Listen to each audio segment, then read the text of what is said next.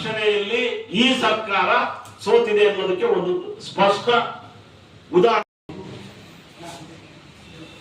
ಸಮತಾ ಸೈನಿಕರ ಅಧ್ಯಕ್ಷರು ಮತ್ತು ದಲಿತ ಸಂಘಟನೆಗಳ ಒಕ್ಕೂಟದ ರಾಜ್ಯ ಮಟ್ಟದ ಅಧ್ಯಕ್ಷರು ನನ್ನ ಜೊತೆಯಲ್ಲಿ ಗಂಭೀರವಾಗಿರ್ತಕ್ಕಂಥ ಒಂದು ಪ್ರಕರಣದ ಬಗ್ಗೆ ತಮ್ಮ ಗಮನ ಸೆಳೆಯಲಿಕ್ಕೆ ಇಷ್ಟಪಡ್ತಾ ಇದ್ದೀನಿ. ಶ್ರೀನಿವಾಸಪುರ ತಾಲೂಕು ಕಾಂಗ್ರೆಸ್ ಪಕ್ಷದ ಪ್ರಭಾವಿ ಮುಖಂಡರಾಗಿದ್ದಂತ ಮತ್ತು ಕೋಲಾರ ಜಿಲ್ಲೆಯ ಜಿಲ್ಲಾ ಮಟ್ಟ ಜಿಲ್ಲಾ ಪಂಚಾಯತಿ ಅಧ್ಯಕ್ಷರಾಗಿದ್ದಂತ ಶ್ರೀನಿವಾಸ್ ಅವರ ಕೊಲೆ ಸಂಬಂಧಪಟ್ಟಂತ ನ್ಯಾಯಕ್ಕಾಗಿ ಹೋರಾಟ ನಡೆಸ್ತಾ ಇರ್ತಕ್ಕಂಥ ನಾವೆಲ್ಲರೂ ಕೂಡ ಈ ಸಂದರ್ಭದಲ್ಲಿ ಆ ಪ್ರಕರಣ ಕುರಿತು ಸಾಮಾಜಿಕ ಮಾಧ್ಯಮದಲ್ಲಿ ಬಹಳ ದೊಡ್ಡ ಚರ್ಚೆ ಆಗ್ತಾ ಇದೆ. ಇಷ್ಟು ವರ್ಷ ಆದರೂ ಕೂಡ ಸುಮಾರು 3 ವರ್ಷ 9 ತಿಂಗಳಾಗಿದೆ, ನ್ಯಾಯ ಸಿಗುತ್ತಾ ಇಲ್ಲ ಅನ್ನೋ ಪ್ರಶ್ನೆ ಸಾಮಾಜಿಕ ಮಾಧ್ಯಮದಲ್ಲಿ ಬಹಳ ದೊಡ್ಡ ಚರ್ಚೆ ಆಗಿರುವಂತಹ ಸಂದರ್ಭದಲ್ಲಿ ಇದೊಂದು ಸ್ಪಷ್ಟತೆಯನ್ನು ಕೊಡಬೇಕು ಅಂತೇಳಿ ಈ ಹೋರಾಟವನ್ನ ಅವತ್ತಿಂದಲೂ ಕೂಡ ಕೊಲೆಯಾದ ದಿನದಿಂದಲೂ ಕೂಡ ಹಂತ ಹಂತವಾಗಿ ಮುನ್ನಡೆಸ್ತಾ ಇರ್ತಕ್ಕಂಥ ಸಮಾನ ಮನಸ್ಕ ದಲಿತ ಸಂಘಟನೆಗಳು ಇವತ್ತೆಲ್ಲ ಇಲ್ಲಿ ಸೇರಿದ್ದೇವೆ. ವಿಶೇಷವಾಗಿ ನಾನು ಕೂಡ ಶ್ರೀನಿವಾಸಪುರದವನಾಗಿ ಇಲ್ಲಿರ್ತಕ್ಕಂಥವ್ರು ಹೆಚ್ಚು ಕಡಿಮೆ ಎಲ್ಲರೂ ಶ್ರೀನಿವಾಸಪುರದವರಾಗಿ ಈ ನಮ್ಮ ಅನಿಸಿಕೆಗಳನ್ನ ಸಾರ್ವಜನಿಕ ಸ್ಪಷ್ಟತೆಗೆ ನಾವೆಲ್ಲರೂ ಅನುವು ಮಾಡಿಕೊಡ್ಬೇಕು ಅಂತೇಳಿ ತಮ್ಮಲ್ಲೆಲ್ಲ ವಿನಂತಿ ಮಾಡಿ ಕೆಲವು ಮಾಹಿತಿಗಳನ್ನ ತಮಗೆ ಹೇಳಕ್ ಇಷ್ಟಪಡ್ತೇನೆ. ರಕ್ಷಣೆಯಲ್ಲಿ ಈ ಸರ್ಕಾರ ಸೋತಿದೆ ಅನ್ನೋದಕ್ಕೆ ಒಂದು ಸ್ಪಷ್ಟ ಉದಾಹರಣೆ. ಹೀಗಾಗಿ 7ನೇ ತಾರೀಕು ಕೋಲಾರ ಜಿಲ್ಲೆ ಎಲ್ಲಾ ಶಾಸಕರು MLC ಮತ್ತು MLA ಮನೆಗಳ ಮುಂದೆ ನಾವು ಪಿಕೆಟಿಂಗ್ ಮಾಡ್ತಾ ಇದೀವಿ, ಧರಣಿ ಮಾಡ್ತಾ ಇದೀವಿ. 13ನೇ ತಾರೀಕು ವಿಧಾನಸೌಧದ ಅಧಿವೇಶನ ಆರಂಭ ಆಗುವ ದಿವಸ ನಮಗೆ ಅಷ್ಟೊತ್ತಿಗೆ ಸ್ಪಷ್ಟ ಭರವಸೆ ಬರಬೇಕು, ಇದನ್ನು ಚರ್ಚೆ ಮಾಡ್ತೀವಿ, ವಿಧಾನಸೌಧದಲ್ಲಿ ಚರ್ಚೆ ಮಾಡ್ತೀವಿ ಅಂತ ಹೇಳಿ ಸ್ಪಷ್ಟ ಭರವಸೆ ನಾವು ಬರಬೇಕು.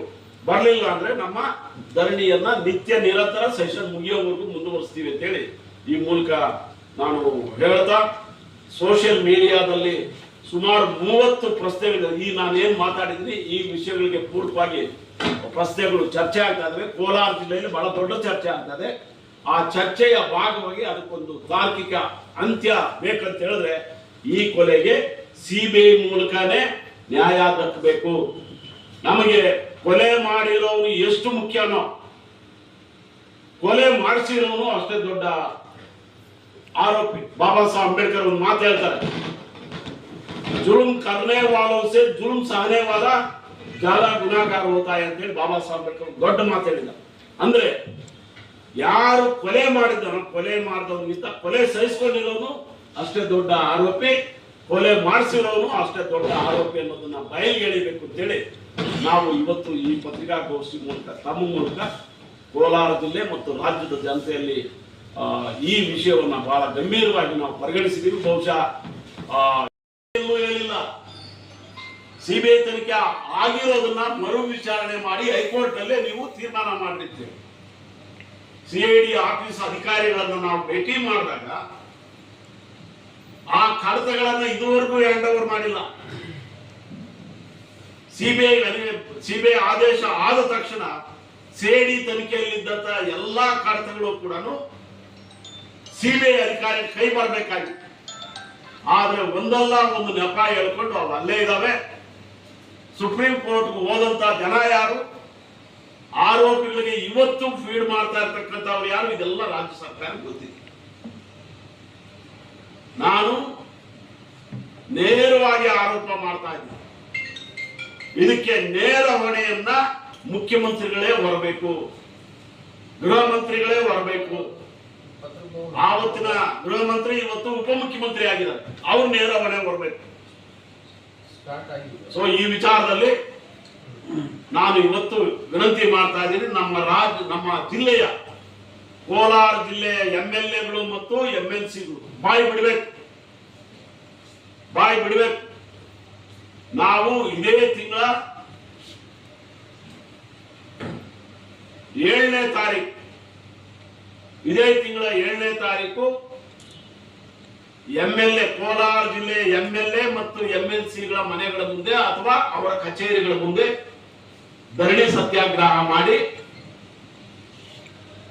ಇದೇ ತಿಂಗಳ 13ನೇ ತಾರೀಕು ಆರಂಭ ಆಗತಕ್ಕಂಥ ವಿಧಾನಸಭೆಯಲ್ಲಿ ಇದನ್ನ ಪ್ರಸ್ತಾಪ ಮಾಡಬೇಕು.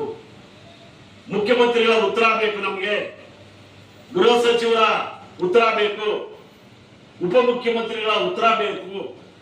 ಇಲ್ಲ ಇದನ್ನ CBI ಕೊಡಲ್ಲ, ನಿಮ್ಗೆ ನ್ಯಾಯ ಕೊಡಲ್ಲ ಅಥವಾ ಓಪನ್ ಆಗಿ ಸೆಷನ್ ಕೇಳಿ.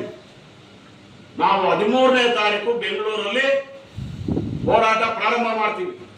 ಸೆಷನ್ ಮುಗಿಯೋವರೆಗೂ ನಾವು ಧರಣಿ ಕಂಟಿನ್ಯೂ ಮಾಡ್ತೀವಿ. ಈ ವಿಧಾನಸಭೆ ಸಂದರ್ಭದಲ್ಲಿ ನಾವು ಮಾಡತಕ್ಕಂತ ಹೋರಾಟಕ್ಕೆ ಬೆಲೆ ಕೊಡಲ್ಲ ಅಂತ ರಾಜ್ಯ ಸರ್ಕಾರ ಘೋಷಣೆ ಮಾಡಿ ಆರೋಪಿಗಳನ್ನ ನಾಟಕೀಯ ರೀತಿಯಲ್ಲಿ ಬಂಧಿಸಿದಂತ ಪೊಲೀಸ್ ನಡತೆ, ಅದಾದ್ಮೇಲೆ ಅವಶ್ಯಕತೆ ಇಲ್ಲದೇ ಇದ್ರೂ ಕೂಡ 15 ದಿನಗಳ ಕಾಲ ಆಸ್ಪತ್ರೆಯಲ್ಲಿ ಅವರನ್ನ ಪೊಲೀಸ್ ರಕ್ಷಣೆಯಲ್ಲಿ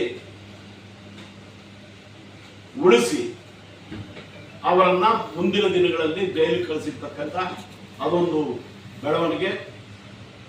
ಮೂರನೇದು, ಶ್ರೀನಿವಾಸಪುರದಲ್ಲಿ ಶ್ರೀನಿವಾಸನ್ ಅವರ ಒಂದು ಶ್ರದ್ಧಾಂಜಲಿ ಸಭೆ ಮಾಡೋ ದಿವಸ ಬಹಳ ದೊಡ್ಡ ಸಭೆ ನಡೆದಾಗ ಶ್ರೀನಿವಾಸನ್ ಅವರ ಪತ್ನಿ ಡಾಕ್ಟರ್ ಚಂದ್ರಕಲಾ ಅವರು ಸೆರಗೊಡ್ಡಿ ನನಗೆ ನ್ಯಾಯ ಕೊಡಿ ಅಂತೇಳಿ ಬಹಿರಂಗವಾಗಿ ಕೇಳುವಂತ ಸಂದರ್ಭದಲ್ಲಿ ಅವತ್ತು ಬಂದಿದ್ದಂತಹ ಸಮಾಜದ ಎಲ್ಲ ಮುಖಂಡರು ಮತ್ತು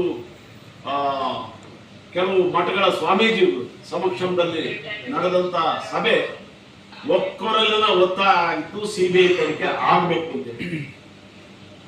ಅದರ ಪ್ರಕಾರ ಡಾಕ್ಟರ್ ಚಂದ್ರಕಲಾ ಅವರು ಈ ಹೋರಾಟವನ್ನ ಮುಂದುವರಿಸ್ತಾ ಕೊನೆಗೆ CBI ಆದೇಶಕ್ಕೆ ಬರುತ್ತೆ. CBI ಆದೇಶ ಆಗ್ಬೇಕು ಅಂತೇಳಿ ಹೈಕೋರ್ಟ್ ಆದೇಶ ಮಾಡುತ್ತೆ. ಆ ಹಂತದವರೆಗೂ ಕೋಲಾರ ಜಿಲ್ಲೆಯ ಯಾವುದೇ ಕಾಂಗ್ರೆಸ್ ಶಾಸಕರಾಗಲಿ, ಕಾಂಗ್ರೆಸ್ ಪಕ್ಷದ ವರಿಷ್ಠ ನಾಯಕರಾಗಲಿ ಎಲ್ಲೂ ಕೂಡ ಇದನ್ನ CBIಗೆ ವಹಿಸಬೇಕಂತೇಳಿ ಒತ್ತಾಯ ಮಾಡಿದ್ದಿಲ್ಲ, ಅಥವಾ ತಾವು ಶಾಸಕರಾಗಿದ್ದಕ್ಕಾಗಿ ಜನಪ್ರತಿನಿಧಿಗಳು ಆಗಿದ್ದಕ್ಕಾಗಿ ಒಂದು ಪತ್ರನೂ ಸರ್ಕಾರಕ್ಕೆ ಬರೀಲಿಲ್ಲ.